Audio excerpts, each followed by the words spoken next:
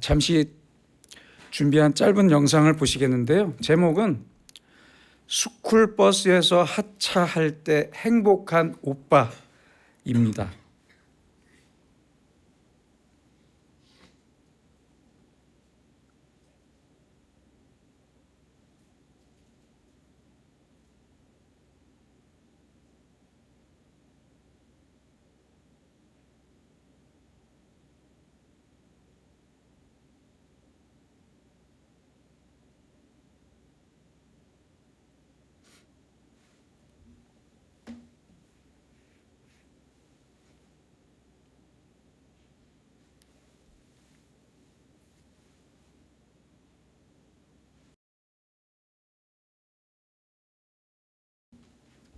참 예쁘죠? 그런데 이 영상의 베스트 댓글은 이것입니다. 저랬던 동생이. 어느 부부가 부부싸움을 했는데 아내가 남편에게 집을 나가라고 소리를 질렀습니다. 그러자 남편이 내가 나가라면 못 나갈 줄 알아? 하면서 집을 나갔습니다. 그런데 잠시 후에 나갔던 남편이 다시 집으로 돌아왔어요. 아내는 왜 다시 왔어? 소리를 질렀습니다. 그러자 남편이 가장 소중한 것을 내가 놓고 갔네. 그게 뭔데? 바로 당신? 이 말에 아내는 그만 피식 웃고 말았다고 합니다. 이른바 칼로 물베기라는 부부싸움을 안 해본 부부는 세상에 없을 것입니다. 한국 갤럽의 통계에 의하면 우리나라의 부부들은 한 해 평균 약 9회 정도의 부부싸움을 한다고 합니다. 모든 신혼 부부는 죽을 때까지, 머리가 팥뿌리가 될 때까지 아름답고 행복한 결혼 생활을 꿈꾸며 결혼식을 올려요. 그렇잖아요. 누가 싸우려고 결혼하나요? 그런데 지속적인 사랑, 행복한 사랑, 그리고 영원한 사랑을 꿈꾸면서 서로 부부가 되는데, 그렇게 되었는데, 그렇게 꿈꿨던 지속적이고 영원한 사랑, 과연 이것이 가능할까요? 자존감 수업이라는 책의 저자이고 정신건강의학과 전문의인 윤홍균 박사는 오래도록 서로 사랑할 수 있는 비결이 상대방의 방어 기제를 파악하는 데서부터 출발한다고 합니다. 그의 병원에 찾아와서 상담을 하는 거의 대부분의 환자들의 이야기를 들어보면 그 이야기를 관통하는 주제는 바로 사랑이라고 말합니다. 사랑이래요. 사랑. 사업 때문에 생기는 고민, 친구와 가족과의 관계를 고민하면서 털어놓는 환자들의 공통된 주제는 내가 과연 사랑받을 수 있을까? 바로 이러한 고민이라고 합니다. 내가 사랑받지 못해서 소외되거나 외톨이가 되지는 않을까? 또 한 가지는 어떤 사람을 사랑해야 될까요? 라는 주제로 많이 고민한다고 합니다. 이를테면 이런 것입니다. 선생님, 제가 더 사랑하는 사람과 사랑하는 게 나을까요? 아니면 저를 더 사랑해 주는 사람과 사랑하는 게 나을까요? 그러니까 쉽게 얘기하면 이런 얘기예요. 밥 잘 사주는 누나랑 사귀는 게 나을까요? 아니면 예쁜 누나랑 사귀는 게 나을까요? 뭐 그런 질문과 같다고 생각합니다. 그런 고민입니다. 이렇게 먼저는 사랑의 대상이 고민입니다. 사랑의 대상. 누구를 사랑해야 하는 겁니까? 이 고민에 대해서 윤홍균 원장은 님은 이런 말을 합니다. 방어 기제를 감당할 수 있는 사람과 사랑해라. 그러니까 상대의 방어 기제를 내가 잘 감당할 수 있는 사람과 사랑하라는 이야기입니다. 사랑에 빠진 사람은 술에 취한 사람과 비슷한 작용이 우리의 몸속에서 일어난다고 하는데요. 사랑할 때는 우리의 뇌에서 도파민이라는 물질이 분비된다고 합니다. 이 도파민의 활성 작용으로 우리의 심장이 뛰는 거래요. 심장이 두근거리는 거래요. 그러면 이 도파민이 그렇다고 계속 나오면 사람이 어떻게 될까요? 그리고 사랑이 계속 이어질 수 있을까요?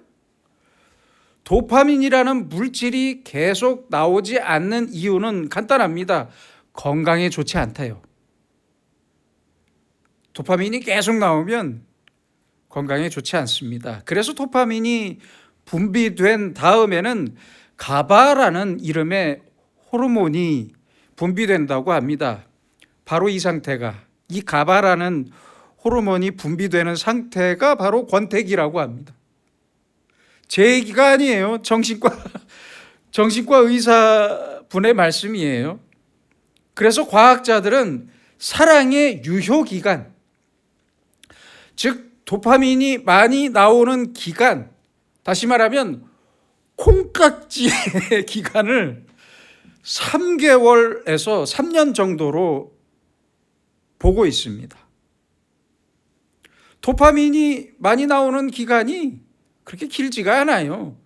그렇다면 나이가 들어도 이어지는 지속적이고 오래가는 사랑은 없는 겁니까? 할 수 없는 일입니까? 그러기 위해서는 이 도파민 시스템과 가바 시스템이 계속 반복적으로 이루어져야 한다고 말합니다. 콩깍지와 권태기의 시기가 반복적으로 이어져야 한다는 말입니다. 권태기의 시기에, 권태기에 큰 후유증 없이 다시 도파민의 시기로 넘어가야 하는데, 권태기에서 도파민의 시기로 넘어갈 때 나오는 것이 바로 방어 기제이며, 방어 기제란 스트레스가 있을 때 개인적으로 보이게 되는 행동 패턴을 말합니다.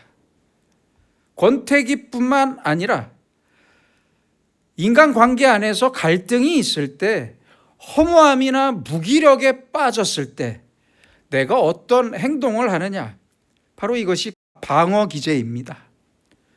그래서 나의 방어 기제와 배우자의 방어 기제를 반드시 확인해야 합니다. 스트레스를 받을 때마다, 스트레스 안 받는 사람이 어디 있습니까? 내가 스트레스를 받을 때마다 산에 가는 사람이 있어요. 그렇죠? 스트레스를 받을 때마다 산에 가는 사람이 있는가 하면 낚시에 하는 사람이 있어요.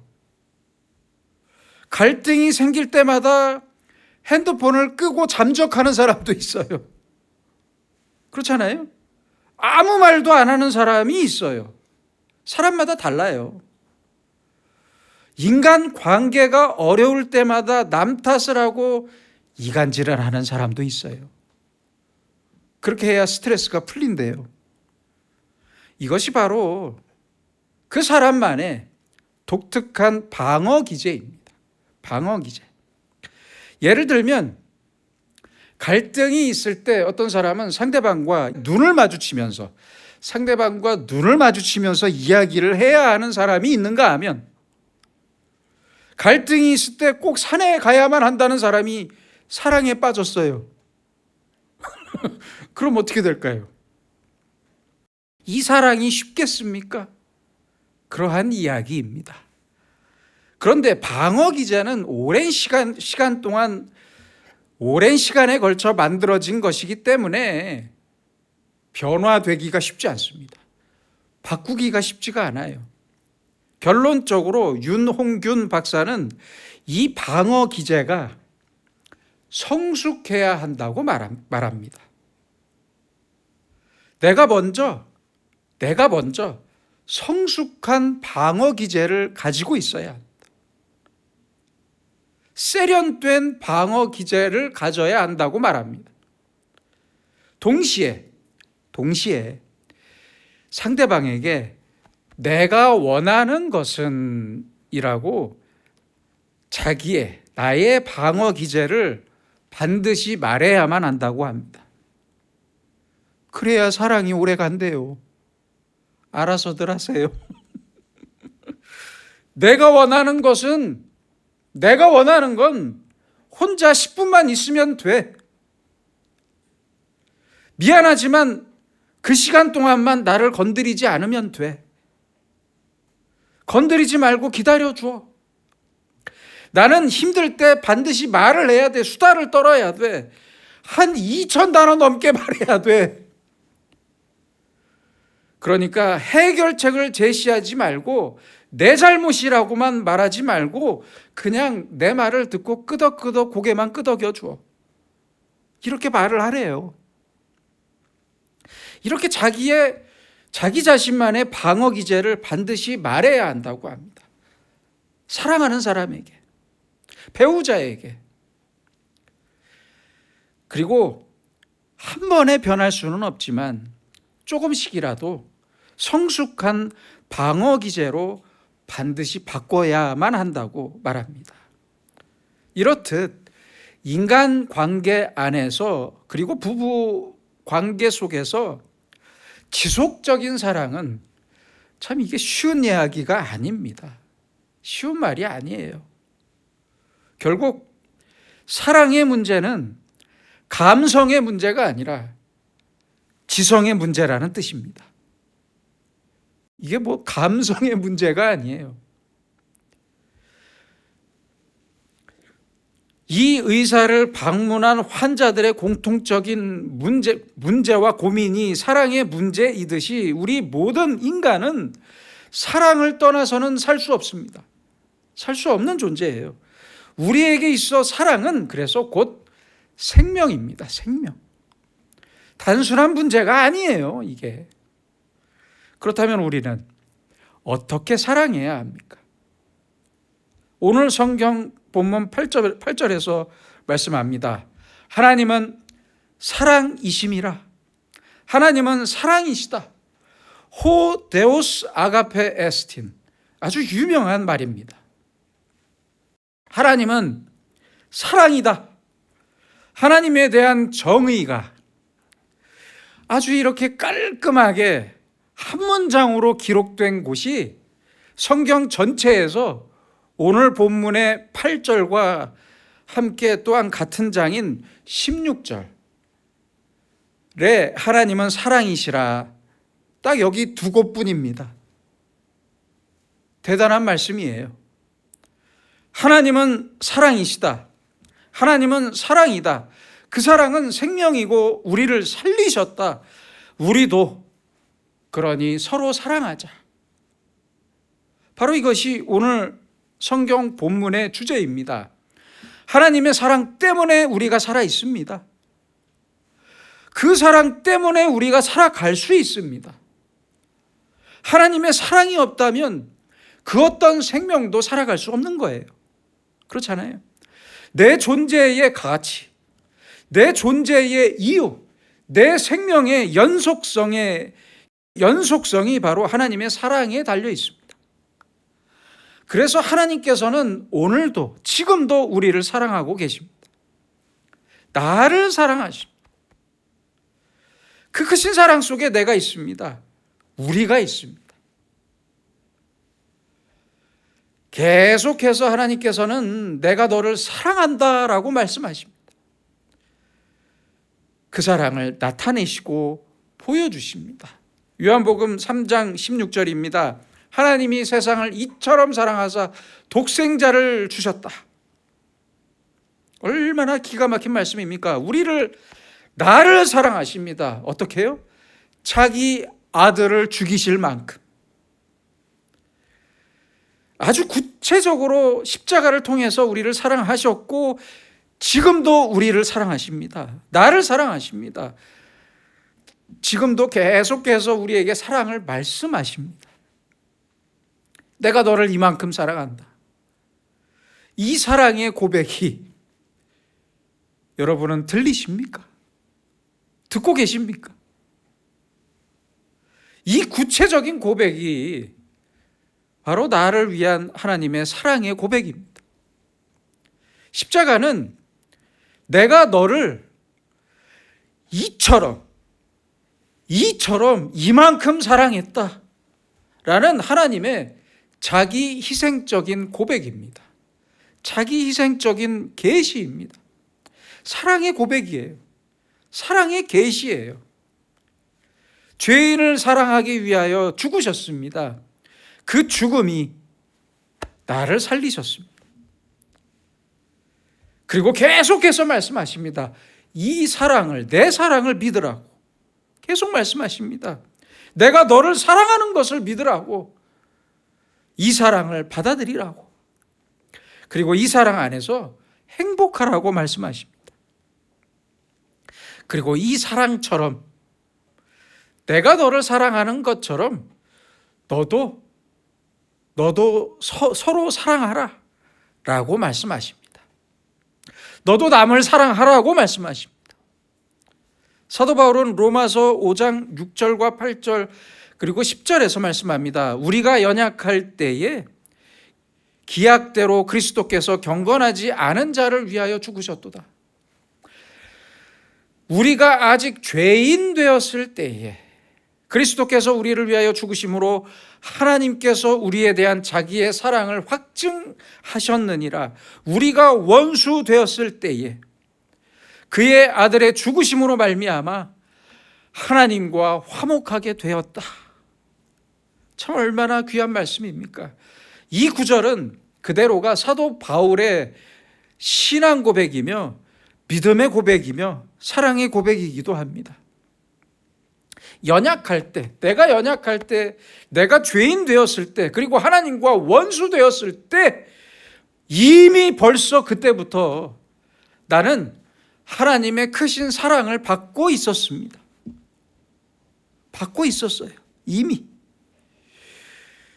내가 강할 때, 내가 의인일 때, 내가 하나님과 원수가 아닐 때, 아주 관계가 좋을 때 하나님께서 나를 사랑하신 게 아니라는 말씀이에요. 아니에요. 절대 아니에요. 내가 선하고 의롭게 살고 내가 남을 위해 봉사하고 사회에서 무슨 큰 업적을 이뤄야만 하나님의 사랑을 받는 게 아니라는 말씀이에요. 아니잖아요. 그렇게 써 있잖아요. 내 자격은 전혀 필요 없습니다. 내가 이룬 것에 대한 보상적인 사랑도 아닙니다. 하나님의 사랑은 절대 그런 게 아닙니다. 아니, 부모가 자식을 사랑할 때 조건이 있습니까? 자식이 똑똑하고 잘나서 사랑합니까? 그럼 장애가 있는 자녀는 버려야 합니까? 아니잖아요. 그런 게 아니잖아요. 오히려 부족하고 실수도 많지만 나를 사랑하는 부모님의 사랑처럼 하나님은 나를 계속해서 사랑해 오셨고 지금도 나를 사랑하십니다. 지금도. 바로 이러한 깨달음과 믿음이 바로 하나님의 사랑을 향한 우리의 기본적인 자세이어야만 합니다. 누가복음 15장에 나오는 탕자의 비유를 생각해 봅시다. 아버지가 돌아온 탕자를 위해 아주 성대하게 크게 잔치를 베풉니다. 너무 기뻐하고 환영합니다. 그랬잖아요. 그런데 저는 이 말씀을 읽을 때마다 이런 생각을 해봤어요. 그때 탕자는 과연 무슨 생각을 하고 있었을까? 너무 궁금해요. 아마 이렇게 생각하지 않았을까 해요. 제 개인적인 생각에는 아이고, 이럴 줄 알았으면 진작에 올 걸. 왜 이제 왔을까? 그러지 않았겠습니까? 이렇게 생각했을 것 같아요.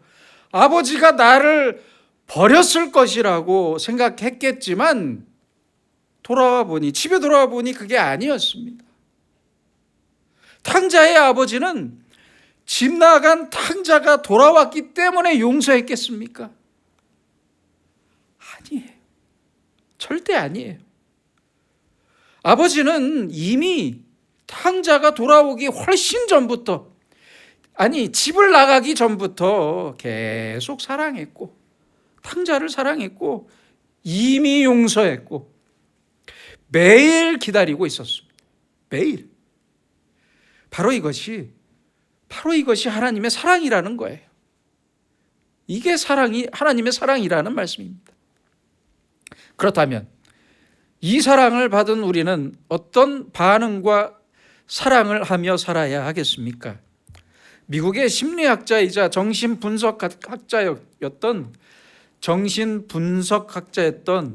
에리 프롬은 그의 저서인 사랑의 기술에서 이런 사랑의 정의를 말합니다. 성숙하지 못한 사랑은 그대가 필요하기 때문에 나는 그대를 사랑한다 라고 하지만, 성숙한 사랑은 그대를 사랑하기 때문에 나에게는 그대가 필요하다 라고 말한다. 옳은 말인 것 같습니다. 성숙하지 못한 사랑은 수동적입니다. 수동적이에요. 수동적이고 소극적입니다. 그래서 언제나 조건이 먼저입니다. 조건이 우선이에요. 조건이 우선인 조건적인 사랑밖에 못해요. 수동적인 사람들은, 사랑을 하는 사람들은. 그러나 성숙한 사람은 적극적인 사랑을 합니다. 적극적이면서 주도적인 사랑입니다. 사랑 그 자체가 모든 것의 원인이 됩니다. 사랑이 모든 것보다 먼저입니다. 먼저예요. 내가 당신을 사랑하기 때문에 난 당신이 필요합니다. 당신을 원합니다. 바로 이것이 사랑입니다. 적극적인 사랑이에요. 하나님이 필요하기 때문에 나의 필요를 채워줄 하나님의 능력과 그 화끈한 기적이 필요해서 하나님을 사랑했다면 그것은 사랑이 아닙니다. 스스로 속고 있는 거예요. 절대 사랑일 수 없습니다. 하나님을 사랑하기 때문에 하나님이 필요한 거예요. 하나님을 사랑하기 때문에 하나님이 필요합니다. 하나님을 사랑하기 때문에 하나님의 말씀을 듣습니다. 하나님을 사랑하기 때문에 예배드립니다. 하나님을 사랑하기 때문에 내 배우자와 내 가족을 사랑합니다. 그 누구도 사랑할 수 있습니다. 바로 이렇게 말하는 사람만이 생명력 있는 사랑을 가질 수 있습니다. 바로 이것이 생명력 있는 사랑입니다. 1863년 아주 추운 겨울밤에 영국의 한 여인이 힘들게 웨일스 언덕을 넘고 있었습니다. 그런데 갑자기 눈보라가 몰아쳐서 주변이 전부 새하얗게 변해버렸고, 여인은 눈보라 속에서 그만 길을 잃고 말았습니다. 아무리 외쳐도 주위에는 아무도 없었습니다. 다음 날 눈보라가 그치고 건초 더미를 옮기는 한 남자가 똑같이 웨일스 언덕을 넘고 있었습니다. 언덕을 거의 지나갈 때쯤 남자는 무엇을 발견했는데 얼어 죽어 있는 여인이었습니다. 여인은 자기의 옷으로 감싸는 무언가를 품에 꼭 끌어안은 채 죽어 있었습니다. 모인 사람들이 그 겉옷을 벗겨내자 갓난아기가 그 몸 안에서, 그 옷 안에서 꿈틀거리고 있었대요. 이렇게 어머니가 자기의 옷으로 감싸서 살린 이 아이는 훗날 영국의 총리가 되었다고 합니다. 여러분, 내가 먼저 사랑하는 게 아닙니다. 내가 먼저 사랑했던 게 아닙니다. 하나님께서 우리를 먼저 사랑하셨습니다. 순서를 까먹지 마세요. 하나님께서 나를 먼저 사랑하셨고 하나님께서 죽기까지 사랑하셨습니다.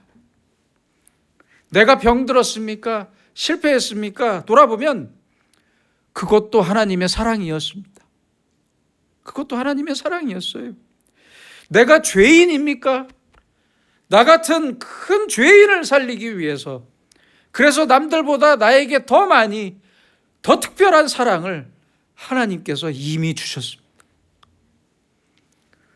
이 사랑에 대한 진실한 응답이 바로 믿음입니다. 믿음. 이 사랑에 대한, 하나님의 사랑에 대한 진실한 응답이 바로 믿음이에요. 믿음 없는 사랑, 믿지 않는 사랑은 그래서 나에게 아무런 의미가 없습니다. 의미가 없어요. 믿음으로 이제 하나님의 사랑에 우리도 응답합시다. 그리고 소망으로 하나님의 사랑이 내 삶 속에서 숨쉬게 합시다. 그 사랑 안에 있는 사람은 절망하지 않습니다. 확실한 약속이 하나님의 사랑 속에 있기 때문입니다. 오늘 성경은 말씀합니다.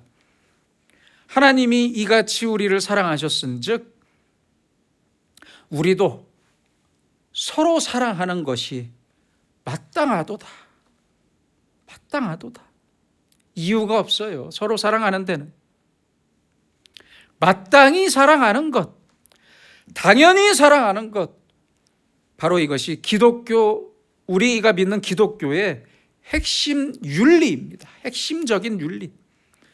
나를 사랑하신 하나님의 이 사랑 그대로 똑같이 나도 나를 사랑하고 내 가족을 사랑하고 남을 사랑해야 합니다. 이 엄청난 사랑 속에 있는 우리는 모두가 너무 소중한 존재입니다. 너무 소중한 존재예요, 우리는. 마땅히 사랑합시다. 이제 당연히 사랑합시다. 하나님께서 먼저 나를 사랑하십니다. 하나님은 그래서 우리에게 사랑이십니다. 하나님이 이같이 우리를 사랑하셨은즉 우리도 서로 사랑하는 것이 마땅하도다. 기도하겠습니다.